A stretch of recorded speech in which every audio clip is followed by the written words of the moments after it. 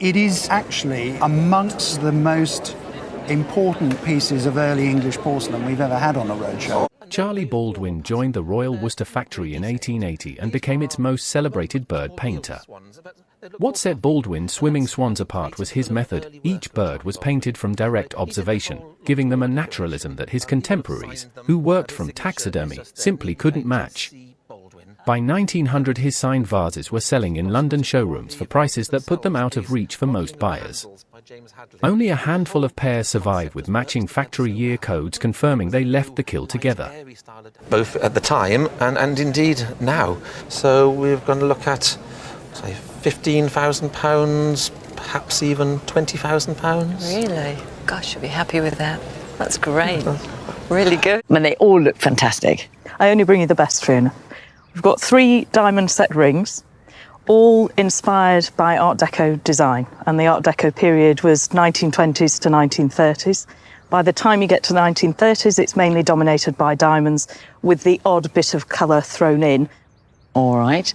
The way you're saying that means they're not all from the 1930s, though. Possibly. OK. Let's start with this one. OK, that one, beautiful diamond in the... By 1930, London's finest jewellers had mastered the Art Deco idiom almost to a fault. The genuine article is immediately recognisable, platinum rather than white gold, baguette-cut stones cut at the factory rather than set loose, and a centre stone whose clarity had to pass Cartier's own grading before the ring ever left the workshop. The modern reproduction rings that flooded the market from the 1970s onward use white gold, cheaper and easier to work, and machine-set stones. The difference in value between the reproduction and the real thing can be tenfold. Is a sumptuous diamond. It is just totally 1930s. So the basic ring in the middle has a value of £5,000.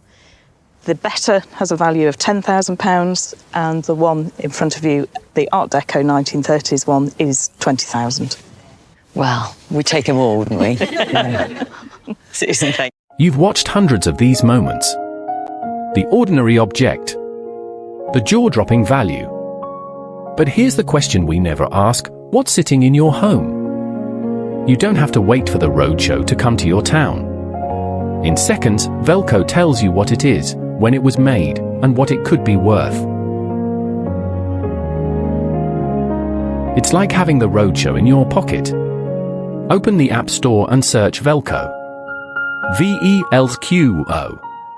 Or point your phone at the screen. You might be sitting on a fortune.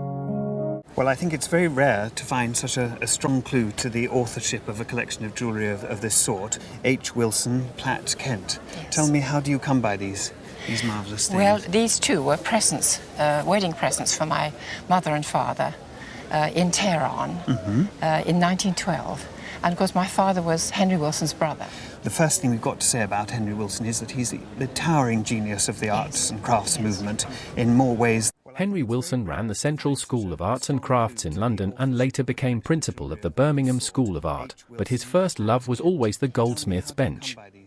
He approached jewellery the way a medieval guild master would, treating every element of a piece as architecture.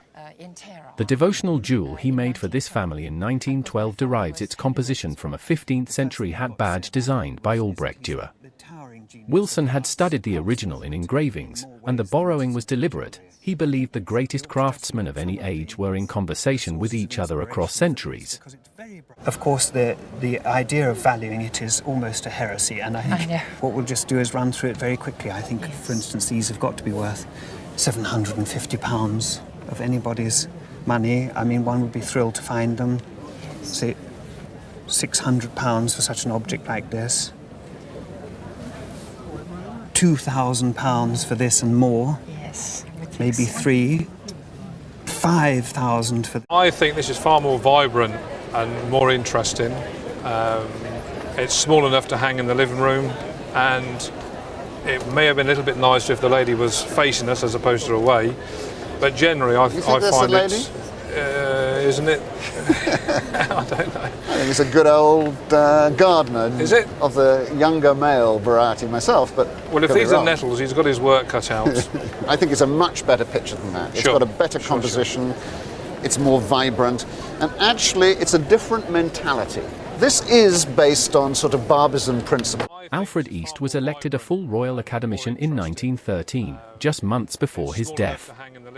He had spent 40 years working in France, Morocco, and Japan, absorbing techniques that the English art establishment was still suspicious of. The vibrant garden painting shown here belongs to his late Impressionist period, small format, high chroma canvases that he painted quickly but sold for substantial sums during his lifetime. After his death, his estate was auctioned at Christie's, and the proceeds endowed a permanent gallery in his hometown of Kettering, which still holds the world's largest collection of his work. A painting like this, which would have probably fetched a relatively large amount during his lifetime, is relatively small on today's market. So I would say £1,500, £2,000, something like that. That's not too bad then. This one, I think, really is a picture that would be desired. It's got a focal point. I can see sort of £6,000 to £8,000. You're kidding me. Well, why not? I've had it forever, as long as I've been around, and as far as I know, it's been in the house in which I live, in which my family has lived for. Robert Adam returned from his grand tour in 1758 convinced that ancient Rome had been misunderstood by every English designer who came before him.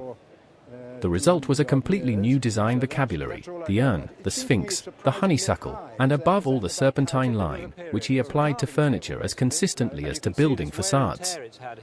A table of this form, with its tapering fluted legs and patinated surface, is precisely the type Adam was producing for clients like the Duke of Northumberland at Sion House in the 1760s. The hidden drawer was a standard Adam conceit, added not for practicality but to delight the owner. It does seem an awful lot of money, doesn't it, for what is essentially just a side table and a bit scratched. Right.